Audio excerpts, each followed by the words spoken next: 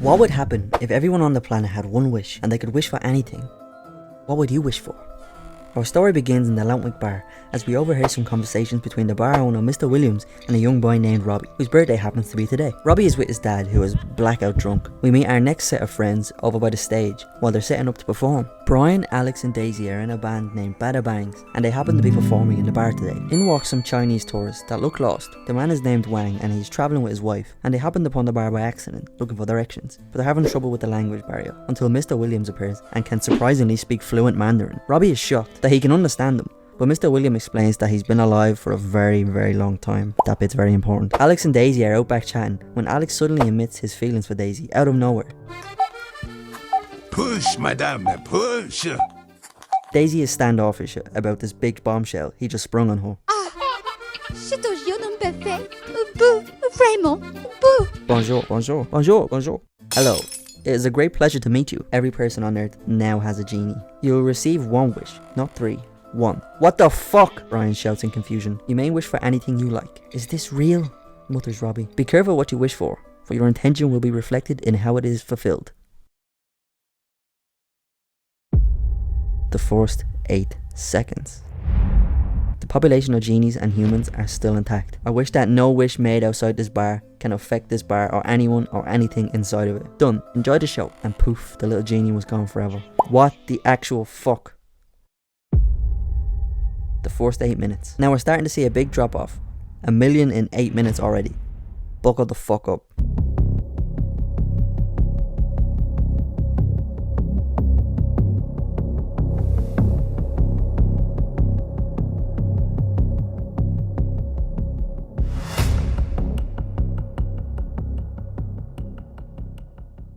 Meanwhile, out back, Daisy is currently making her wish to make Brian fall in love with her.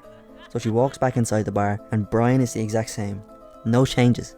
Why is this? Well, Alex smugly explains that the bartender told him no wishes outside the bar can affect the bar or anything in it.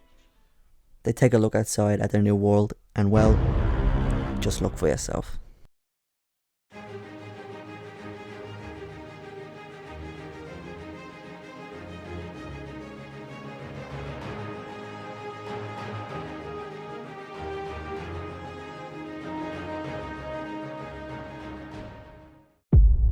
The first 8 hours.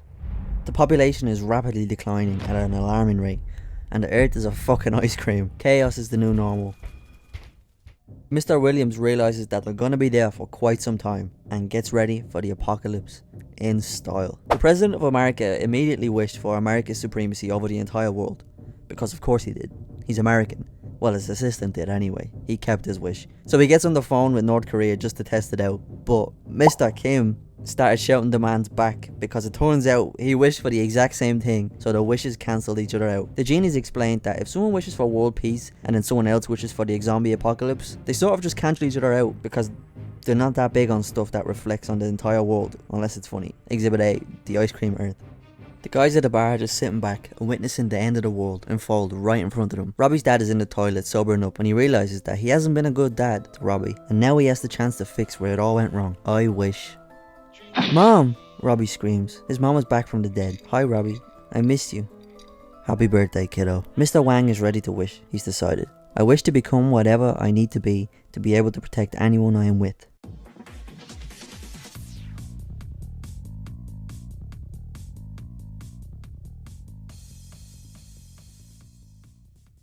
He departs on his journey, leaving his wife in safe hands at the bar.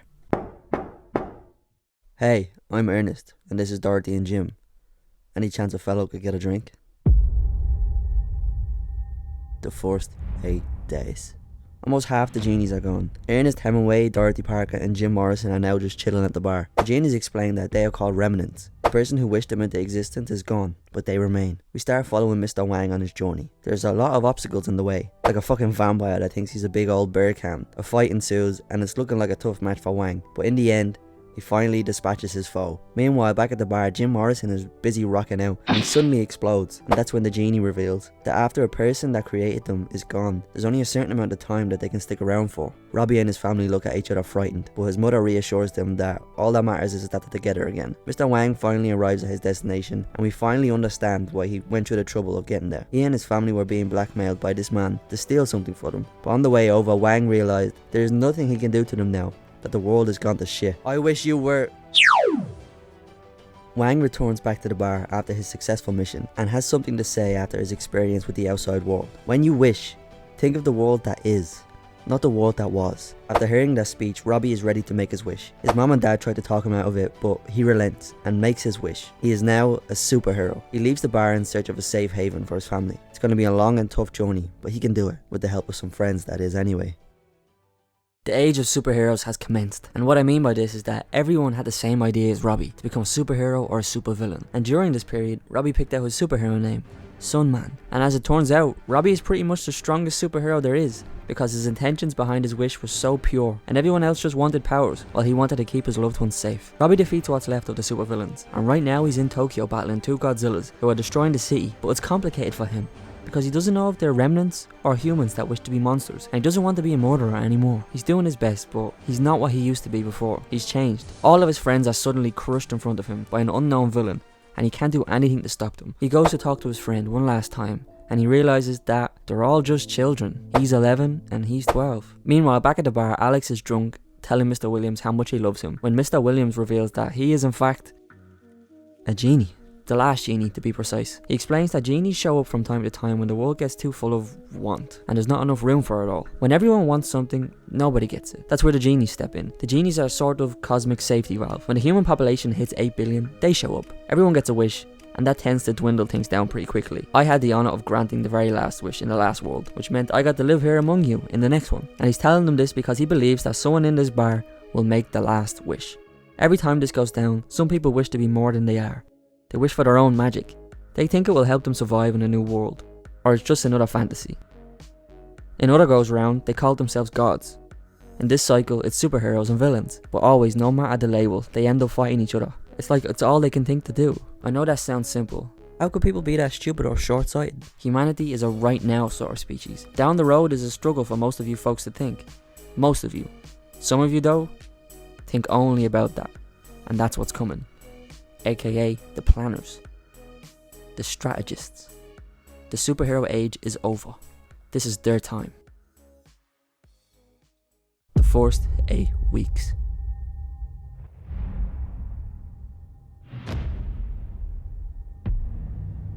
These strategically minded folks, the ones with a little foresight, set up places not so different from the Lampwick bar. Safe spots, protected zones. The fools and the dreamers are now gone. It's about who's left. I'm the idea man. Welcome home. Now things get interesting. Pennsylvania, 1980. Congratulations, Miss Fawn. It's a boy.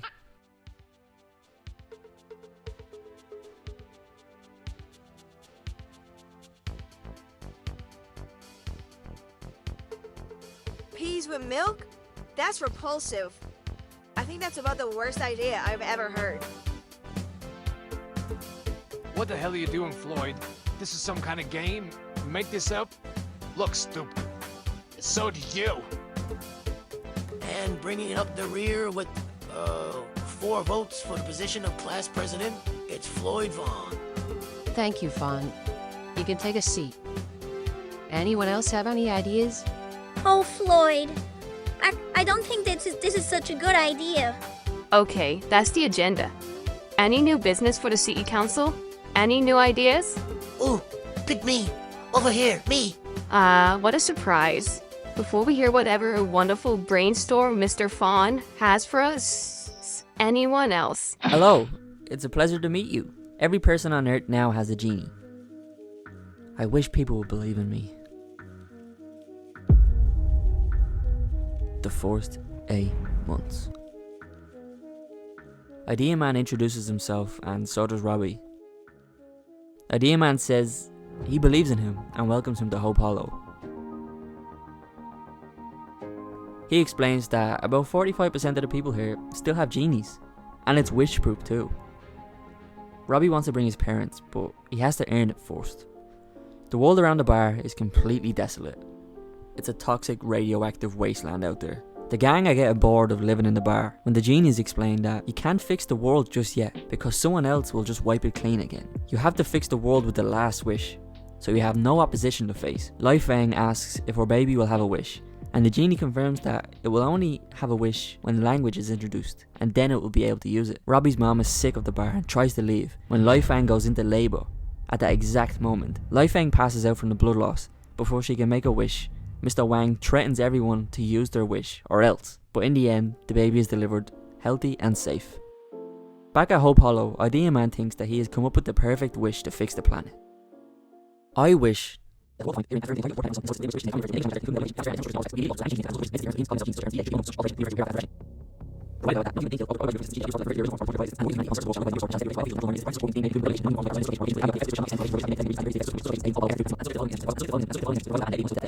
brought you some soup, sir. You've been going for hours. Grant my wish. Sure. Whatever. You got it. The world starts to return to normal. Alex, Daisy and Brian can finally set off on the newfound life with the remaining genies. The Wangs start to set off too, to find a home for the new family. All that's left is Mr. Williams and Robbie's parents. Until Robbie makes his triumphant return, I'm sorry it took so long, and he whisks them away. Now all that's left is Mr. Williams on the Lampwick bar. Okay, this is where the story speeds up a bit. The first 8 years. There's barely anyone left on the earth right now.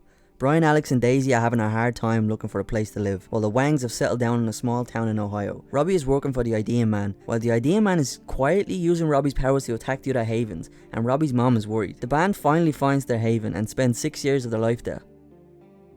Until everyone popped, because they're all remnants.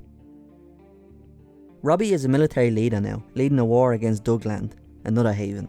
The band stumble upon another haven named Fun City, and they have to perform to enter. They fail, but Fun City residents allow people in once they have wishes, but Daisy used hers, and that's when Brian uses his wish to combine the last wish between them so that they all have to decide on what it is they wish for. They're finally allowed to enter because they technically all have one wish.